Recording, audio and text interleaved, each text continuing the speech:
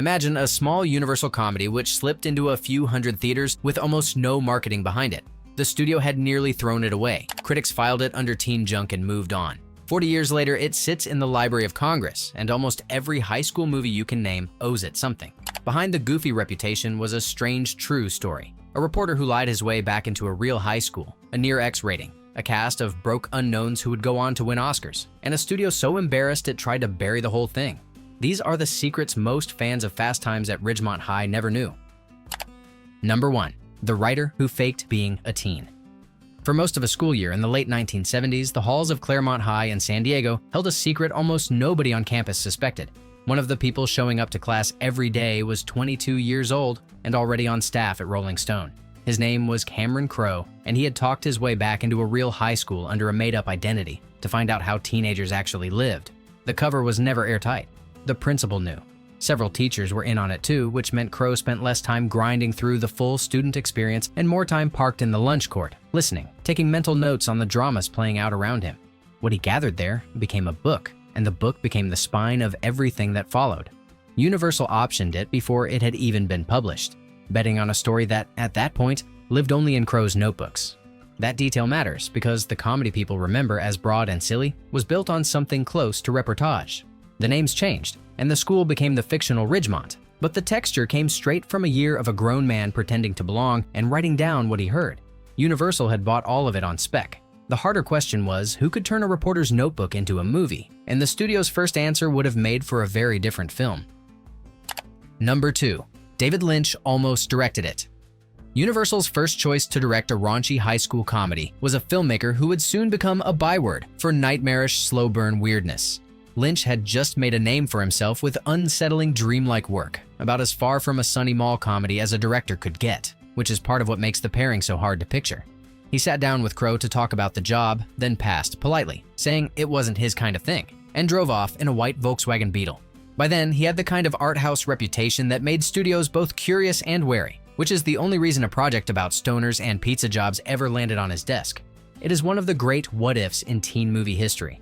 A version of those pool house scenes in Mr. Hand's classroom run through the mind that made Eraserhead is almost impossible to imagine. The studio, meanwhile, was left where it started, hunting for someone, anyone, who could make this thing and hadn't already turned them down. What would a Lynch cut even have looked like? Nobody will ever know, and that may be exactly why the image of him pulling away in that little white car has stuck around for 40 years. Number 3. The stars who said no. Almost every major role in the film came within a casting decision or two of going to someone else entirely. Tom Hanks, not yet a star, was considered for Brad, the older brother working his way down a ladder of humiliating fast food jobs. The part of Stacy circled a remarkable list of young actresses before it landed. Jodie Foster was a top choice, and Diane Lane, Brooke Shields, and Ellen Barkin were all in the conversation. Even the surfer who would come to define the movie had other suitors. Matthew Broderick and Eric Stoltz both read for Spicoli. Stoltz didn't get him, though he turns up elsewhere in the picture in a smaller part. A respected character actor was offered the role of the strict history teacher and turned it down, put off by the script's coarser material. Each of those near misses sounds minor on its own. Put together, they meant the version of this cast that the world fell in love with was only ever one yes or no away from looking completely different. The roles ultimately went to near unknowns, several of whom would become far bigger than the established names who passed on them, which is a small irony in itself. Number 4. The real kids behind the roles. One of the movie's characters carries the name of a real classmate from Crowe's undercover year, a kid who would grow up to write some of the best-selling computer how-to books in America. Mark Ratner, the sweet and nervous rat, came from that corner of his reporting. So did Mike Damone, the fast-talking ticket scalper with an opinion on everything, and the history teacher who turns his classroom into a battlefield. Spicoli was different. On the page, Crowe didn't build him from one person but from several surfers he had watched drifting through Claremont, blended into a single character. And then there were the two young women at the heart of the story. Crowe based Stacy and Linda on teenagers he had known, and for more than 40 years he has refused to say who they were, guarding their privacy long after the film made their fictional versions famous. That choice tells you something about how the material was handled. The comedy is broad, but the people underneath it were treated as people, with lives that didn't end when the credits rolled. Who were the girls who became Stacy and Linda? Crowe has taken that answer with him, and it looks like he intends to keep it. Number 5. A first-timer took the chair. She had directed exactly one film of any length when Universal handed her a feature, and that one was a thesis, short she had made as a student at the American Film Institute. Amy Heckerling was 27, with no agent and no track record, and the studio gave her a raunchy teen comedy that several established men had already declined. She did not shoot the script she was handed. Heckerling went back to Crow's novel, sat down with him, and rebuilt the thing from the source, pulling the shopping mall up into something close to a main character, the place where these kids worked and flirted and grew up under fluorescent light. A woman directing a studio sex comedy in 1982 was close to unheard of, and her presence shaped what the film paid attention to. It watched its girls as carefully as its boys, and it gave Stacy's storyline a tenderness the genre rarely bothered with. Heckerling has said she wanted the film to feel less like a structured comedy and more like life simply happening, the way American Graffiti had a decade before. That instinct made the movie what it is. It would also put her on a collision course with a studio that had its own ideas about what this picture was for, and those fights were coming sooner than she knew. Number 6. Nicolas Cage's hidden debut. Scan the credits of this 1982 comedy and you'll find a name that wouldn't have meant much to audiences at the time: Nicolas Coppola. That was the legal name of a 17-year-old making his big screen debut, a year after a single television pilot that went nowhere. And it belonged to the nephew of one of the most famous directors alive. He had reportedly tried to pass himself off as older to land a bigger part until the producers worked out his real age and gave him something small instead, a background role with barely a line, one of Brad's friends, on screen briefly and easy to miss. Being a Coppola on a film set in 1982 was not the advantage it might sound like. He was teased over the name and the family connection, and the whole experience seems to have stung. Almost immediately afterward, he picked a new surname and went out as Nicolas Cage, reportedly borrowing it from a comic book hero and an avant-garde composer, anything that wasn't Coppola. The bit player nobody noticed in the mall scenes had begun one of the strangest, most committed careers in American movies, and he would build all of it without leaning on the family name. Number 7. The secret clean version. During the shoot, the crew filmed a second set of takes for several of the racier moments, softer versions designed for the day the movie would air on broadcast television. Networks in that era couldn't run the theatrical cut, so productions like this one shot around the problem in advance, capturing tamer alternatives while the sets were still standing and the actors were still in costume. Broadcast standards of the day were strict about language and skin, so a film this frank could never have aired the way it played in cinemas. The result is a sanitized parallel cut of the film that most fans have never sat through. Stranger still, that television version carries more than the theatrical movie with its rough edges sanded off. A few moments and line readings in it never reached cinemas at all, alternate beats that exist only in the broadcast assembly. Decades later, it resurfaced as a bonus feature for collectors, a curiosity tucked beside the main attraction.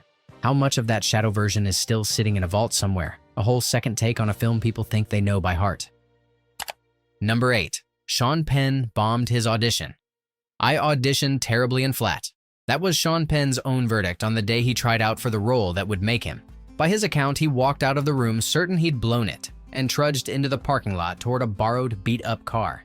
He had only one feature behind him, the Military Academy drama taps, and little on his resume to suggest he could carry comedy at all. Then a casting director came after him. She told him, in so many words, to march back inside and audition like he meant it. Buoyed by someone finally believing in him, Penn went again, and this time, something landed. The producers took a gamble on the sullen young actor who had just talked himself to the edge of losing the part. It is a strange origin for what became one of the most quoted comic performances of the decade. The man who would soon refuse to answer to any name but Spicoli very nearly didn't get through the door, and the difference came down to one person in that room deciding he was worth a second look. The producers, hardly convinced, were betting on instinct more than evidence. What he did with that second chance is its own story. Number 9. He never broke character.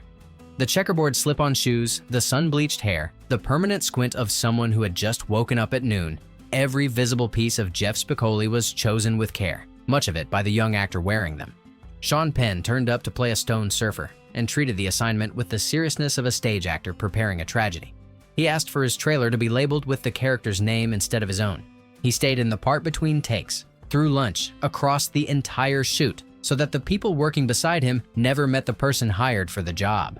They met Spicoli. Penn held the voice and the attitude so completely that there was nowhere to find a seam. That commitment paid off in moments the whole crew remembered. Crow has described holding his breath waiting for Penn to deliver one particular line to Ray Walston, the veteran actor playing the strict Mr. Hand. When Penn finally fired off the insult, fully in character and entirely unbothered, Walston was genuinely offended that a kid in his early 20s would speak to him that way. Behind the camera, Crowe and the others were trying not to laugh out loud because they could see exactly what they had. The friction was real, and it was perfect. Penn kept the disguise on right to the finish. According to his castmates, he only stepped out of Spicoli on the last day of filming, showing up in a black leather jacket to introduce himself as Sean for the first time.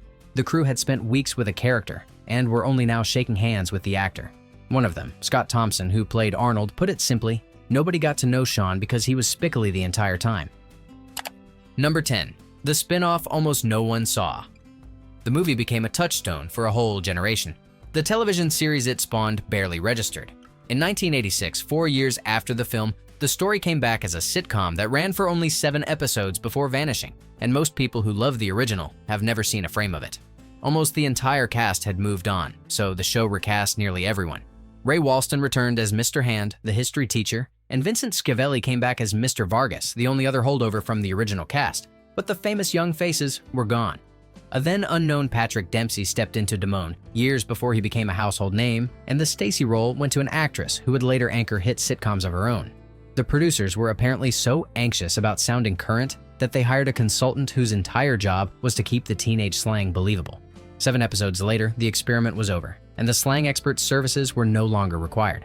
Stripped of the original cast's chemistry and the film's frankness, the sitcom never found its footing, and it slipped off the air with almost nobody noticing. Number 11. She took a real pizza job. To find her way into Stacy, Jennifer Jason Leigh went and got hired at the mall.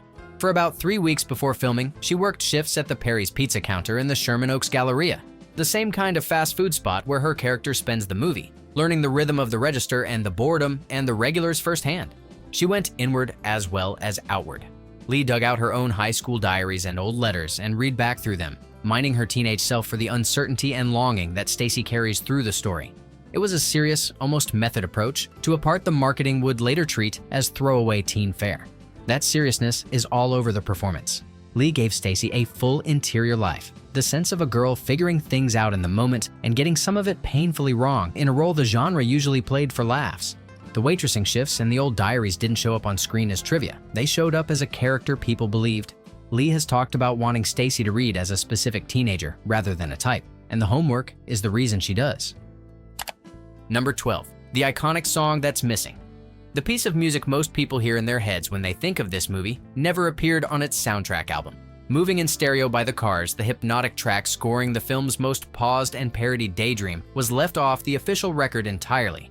So was the Go-Go's Number that opens the picture, along with other tracks fans assumed they owned the moment they bought the LP. A Led Zeppelin track and a Tom Petty song heard in the picture went missing from it too, casualties of the same logic. The album existed as its own commercial product, assembled with its own logic about which artists belonged on it. Several of the songs that made the movie unforgettable sat outside that logic, and Heckerling had to fight to get certain tracks into the picture at all, pushing against a soundtrack operation that answered to interests well beyond the story she was telling, which raises a bigger question about who was actually steering the music on this film, and why a director kept having to argue for the songs in her own movie. That fight had a name attached to it, and it ran deeper than one missing track. Number 13. The prop that shocked the cast. On screen, it plays as one of the biggest laughs in the movie. The fantasy sequence audiences have rewound more than almost any other scene of the era. Off-screen, the actor at the center of it found the day genuinely mortifying. Judge Reinhold has been candid for years that filming Brad's bathroom fantasy about Linda was, in his words, simulated but extremely personal and just humiliating to get through. Part of what makes his co-star's horrified reaction so convincing is that a good deal of it was real. Reinhold brought an unexpected element to the set that the rest of the cast hadn't been told about, and Phoebe Cates' look of shock when her character bursts in was not all acting. Crowe later confirmed the reaction was mostly unscripted. The scene almost always gets treated as a pure punchline, which skips past what it actually cost to make. A young actor agreed to put himself through something that left him feeling exposed and embarrassed, played it completely straight, and trusted that it would work. Heckerling helped by reframing the whole thing for him as a kind of love scene with himself, which broke the tension and got everyone laughing on the sidewalk between takes. The result is hilarious. It also cost the person performing it more than the laugh ever lets on. Number 14. Spicoli's Dream TV Cameo Saga. Filling one small role should have been the easy part of the shoot. Instead, it turned into a comic chain of rejections all its own. The scene called for a recognizable television personality to appear as himself. interviewing the surfer on camera as though he were a champion, and one famous name after another said no. At least one camp reportedly balked at the content, uneasy about a bit built around a teenager celebrating his recreational habits a little too openly. Others simply passed. The fantasy that needed a celebrity kept coming up empty until the filmmakers found their answer closer to home. A working local sportscaster, a familiar face to viewers in the area, agreed to play himself interviewing Spicoli about his triumph in a surf contest. Each refusal chipped away at the reach for star power until a marquee name stopped being realistic at all. For audiences at the time, that worked better than a national star might have. The sportscaster carried the easy authority of someone people watched on the news every night, which made the daydream feel like it was being broadcast for real. A long run of rejections ended with exactly the right kind of yes. Number 15. Who really controlled the music? I was told that Irving Azoff's soundtracks were driving the movies they were making at Universal. That is how Amy Heckerling later described arriving on the project, and it explains a great deal about the music in the finished film. Azoff was one of the most powerful managers in the business, with the Eagles and Stevie Nicks among his clients, and he co-produced the picture with one eye fixed on the album it would generate. By Heckerling's account, the songs largely came to her as a package. The producer Art Linson told her plainly that this was not a case where she could chase her own favorite tracks and slot them in. The movie was being driven by the artists already lined up for the soundtrack record. Roughly 19 songs made up that album, and the director's job was partly to find places for them. Heckerling has said the soundtracks of that era sometimes earned more than the films they came from, which tells you where the real leverage sat. None of that was unusual for the time. Studios and labels had figured out that a hit soundtrack could out-earn a modest movie, so the album often shaped the film as much as the other way around. On this picture, the arrangement gave the world a now classic collection of songs. It also meant a first-time director spent a good part of her debut negotiating for room inside her own movie. Number 16. The cut that dodged an axe. The same few seconds of film that nearly slapped this comedy with the most restrictive rating the board could give are still in the movie today, just framed so you don't see what the censors objected to. The moment was the awkward, unhappy encounter between Stacy and Mike Damone in the pool house, and Amy Heckerling had shot it with deliberate symmetry. If the audience saw the young woman exposed, they would see the young man exposed too. Robert Romanus, who played Damone, performed the scene fully nude, matching what Jennifer Jason Leigh was being asked to do. Heckerling has said she was thinking of European films, which treated nudity as something that could cut both ways between the sexes. The Motion Picture Association did not see it the same way. She was warned that if the scene stayed as filmed, the movie would be released with an X, a rating that in 1982 was commercial poison and carried the stigma of the adult content. When she pushed back, the explanation she got is the part she has never let go of. The board, by her account, told her the problem was specifically the male nudity. She remembers making the obvious objection that a woman shown the same way would have sailed through with an R and getting an answer that left her nowhere to go. So the shot was reframed rather than thrown away, cropped to satisfy the board and earn the R the studio needed. Decades later, the Criterion Collection restored the original framing for its prestige home release, and even with the footage back in place, the film still carries an R, which only sharpened the point Heckerling had been making all along. As she put it, but if it was a woman, it wouldn't be an X rating. The board's reply, she recalled, came down to the idea that male nudity simply read as more aggressive, an answer she found impossible to argue with. Number 17. The scene you never got to see. Somewhere in the editing process, a small moment vanished that would have been the only time two of the film's most beloved characters ever crossed paths. In a record store, Mike Damone and Jeff Spicoli, the smooth talker and the surfer, ended up sharing the frame. The two of them improvised their way through the encounter, and then the whole thing was left out of the finished movie. Their storylines otherwise run on separate tracks, and that was by design. The film moves between its characters like a series of overlapping short stories, and the filmmakers kept most of them in their own lanes rather than forcing everyone into the same plot. The record store meeting, however good it might have been in the moment, broke that pattern, so it went to the cutting room floor along with whatever spark the two actors found there. What survives is a movie where Damone and Spicoli orbit the same school and never quite collide, which is closer to how high school actually feels. Fans have wondered for years what the two might have said to each other, lines the actors found in the moment that nobody outside the edit bay ever got to keep. Number 18. The song that became a smash hit. Number 7 on the Billboard Hot 100. That is how high a track written specifically for this teen comedy climbed, and it remains the biggest hit single Jackson Browne ever had. Somebody's Baby, recorded for the movie, and playing under Stacy's tentative romance, outperformed everything else in a long and respected career. The closest a singer-songwriter of his stature ever came to a straightforward pop smash. It is a rare thing for a modestly budgeted film to throw off a chart hit like that. Rarer still given how the rest of the music fared commercially. The soundtrack album itself was a fairly quiet performer, peaking far down the chart, so the movie's lasting musical legacy ended up resting on a single song that broke out on its own.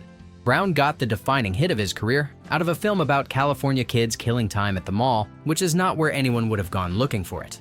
The album it came from told the opposite story, stalling near the bottom of the chart despite all the star power stacked across it. So a single breakout song ended up carrying the film's whole musical reputation on its back. Number 19. The bold subplot for its time. This 1982 studio comedy handled one of its heaviest storylines with a calm that still feels surprising. After Stacy's brief involvement with Damone leaves her pregnant, the movie follows her through a difficult, very adult decision without melodrama and without lecturing the audience about it. It refuses the big speech and the tidy moral and shows a young woman handling something serious the way a real person might have to. Crowe has said this is one of the parts of the film he is proudest of, and he has acknowledged that the same scenes would draw far more heat if the movie were made today. Heckerling's approach was to play it straight, to shoot it, as she described it, the way it happens in life, rather than the way movies usually dress these moments up. A related beat was filmed and later trimmed out of some home video versions, which says something about how uneasy the material made people even after release.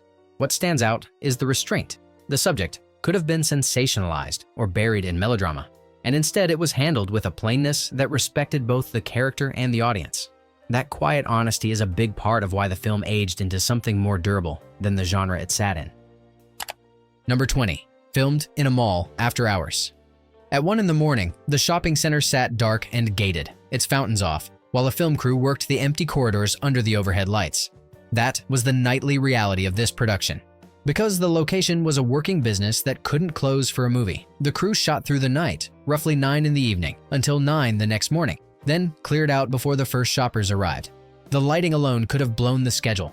Rather than rig and balance new fixtures for every shot, the crew built custom lights designed to imitate the center's own fluorescent glow, so their footage would blend cleanly with the surrounding mall and they wouldn't lose precious hours fighting the look of the place. They even redressed the whole location partway through the shoot, swapping back-to-school displays for Christmas decorations as the story's calendar moved forward. It was an enormous amount of invisible work in service of something the audience would never consciously notice. The mall in the finished film feels effortless and lived in, which is exactly the point. And the only reason it does is that a crew spent night after night making a working shopping center pretend to be a movie set. Number 21. The rock star hiding in a car. The young woman who leans out and laughs at Brad as he stands mortified in the ridiculous pirate getup his fast food job forces on him is on screen for only a second or two. She also happens to be a real-life rock star. That is Nancy Wilson of Heart, who would later marry Cameron Crowe, tucked into the movie in a cameo so brief most viewers have looked right past it for 40 years. Wilson was already a star in her own right, half of the sibling core that drove the band Heart, which makes a blink-long background gag an oddly humble place to find her. Her connection to the project ran deeper than the walk-on. Wilson wrote a track called Fast Times intended for the film, but it never made it in, and it eventually found a home on one of her own band's records instead. So the future Mrs. Crowe contributed both a hidden face and an orphaned song to a movie her future husband had written, neither of which most fans ever realized was hers. It is the kind of small personal footnote that tends to hide in the margins of films built by people who went on to share their lives, the kind of footnote you only catch once you know to look for it. Number 22. The famous faces you missed. Plenty of people you would recognize today are scattered through this movie in roles small enough to blink past. Eric Stoltz, who had read for Spicoli, turns up in a minor part. A young Forrest Whitaker plays the football star, and Anthony Edwards, years before his own fame, is in here too. The casting net was full of talent that hadn't broken yet. Some of the cameos are even sneakier. A future blockbuster director shows up in a bit role as a doctor, and a well-known comedian appears as the pizza delivery guy, both easy to miss if you aren't watching for them. There is a personal Easter egg buried in the production design as well. The band that plays the school dance was named after Heckerling's fiancée at the time, and his name even got spray painted onto one of the set walls, a private little tribute hiding in plain sight on screen. The film is stuffed with these small signatures, rewards for anyone who knows where to look. Taken together, the movie plays almost like a yearbook of talent the industry hadn't caught up with yet. Half a dozen futures hiding in the background of a teen comedy. Number 23. The studio tried to bury it. For a while, the people who paid for this movie were the ones most desperate to make it go away. A test screening went badly, and an internal memo circulated at Universal that was bleak enough to put the film's entire future in doubt. One executive was reportedly so put off by it, especially by a certain bathroom fantasy scene, that he dismissed the whole thing as adult content and pushed to have it shelved. Instead of shelving it, the studio more or less dumped it. The movie went out to only a couple hundred theaters with barely any marketing behind it, the kind of release designed to cut losses rather than launch anything. By every signal coming from inside Universal, this was a write-off. Then, audiences found it. Made for around $5 million, the film went on to earn many times that, turning into a sleeper hit on word of mouth that the studio's own marketing had done almost nothing to create. The picture its backers had been embarrassed by, the one an executive wanted gone, ended up among the most profitable things they released that year. Word of mouth did the work the marketing never attempted, filling seats the studio had never planned to sell. Number 24. A castmate moved in to save cash. Long before any of them were famous, the cast of this movie was mostly a bunch of broke young actors trying to make rent. The clearest example is what happened to Brian Backer, who played the shy, hopeless rat. He had flown across the country from Brooklyn to take the part and didn't have the money to cover a place to stay for the length of the shoot. So Jennifer Jason Leigh's family took him in, no questions asked. Backer moved into the Leigh household and stayed there, free of charge, until filming wrapped. Two of the young leads of a future cult classic were essentially roommates under a parent's roof, splitting a home because that was what the budget of their lives allowed. It is a small thing, but it captures how green and how close this group really was. They were kids in their early 20s figuring it out together, years away from trailers and handlers. A few of them only a couple of years from the kind of fame that would make sharing a family's spare room unimaginable. Money was tight enough across the production that small arrangements like that were part of how the film got finished at all. Number 25. How it launched the teen era. By the middle of the 1980s, theaters were full of sharply observed comedies about high school, films that took young audiences seriously as a subject rather than a backdrop for jokes. A surprising number of them trace back to one cheap 1982 release the industry had very nearly thrown in the trash. The turnaround started inside the same studio that had been embarrassed by it. Having watched a film they almost buried become a profitable hit, Universal and the wider business were forced to ask what they had gotten wrong, and why this scrappy comedy connected with young viewers when so much aimed at them did not. The answer pointed at exactly the things that had made executives nervous: the honesty, the willingness to treat teenagers as real people with real problems, the refusal to talk down to them. That lesson rippled outward. The wave of teen films that defined the rest of the decade, the John Hughes pictures, and the movies that grew up alongside them like The Breakfast Club and Pretty in Pink, all drew from the template this one had drawn up first. It treated its characters with attention and respect, and it proved that approach could sell. The recognition eventually caught up with the reputation. In 2005, the Library of Congress added the film to the National Film Registry, the institution that preserves the country's most significant movies, a long way from a memo questioning whether it should be released at all. The teen comedy the studio had been ashamed of had become the blueprint everyone else borrowed from. Number 26. Penn met the real Spicoli. Years after the movie, on a path running down to the beach, Sean Penn passed a man walking the other way with his wife and children. The stranger, articulate and warm, greeted him by name, then introduced himself, and it took Penn a moment to place the face. This was the person his entire Spicoli had been built on. While Cameron Crowe had drawn the written character from several surfers he had watched in San Diego, Penn's performance came mostly from one specific guy he had known growing up in Malibu, a real surfer whose voice and rhythm and easygoing strangeness Penn folded into the role. For decades, the two had not crossed paths. Now, here he was, on a trail, grown up, a family man, perfectly pleasant, with no idea that one of the most quoted comic characters in American film had been modeled on him. Penn has never said who he is. By his own account, he never told anyone the man's name, which means the inspiration for Spicoli almost certainly has no clue he is the inspiration for Spicoli. The icon belongs to everybody now, endlessly imitated and quoted. The real person it came from is still out there somewhere, walking down to the water, the only one who never got to be in on the joke. A cheaply made teen comedy that a studio tried to throw away ended up launching careers, minting a comic icon, and writing the rulebook for an entire genre. 40 years on, Fast Times at Ridgemont High has outlasted most of the films that were supposed to matter more than it did, preserved in the National Archive and still pulling in viewers who weren't alive when it came out. Not bad for something one executive wanted shelved. If you found yourself rewinding any of these stories, the way audiences once rewound a certain pool scene, do the thing that keeps this channel digging, the like and the subscribe, so the next deep dive finds its way to you. And before you go, settle a debate for the rest of us in the comments. Which of these secrets caught you completely off guard, or which Spicoli moment still makes you laugh no matter how many times you have seen it?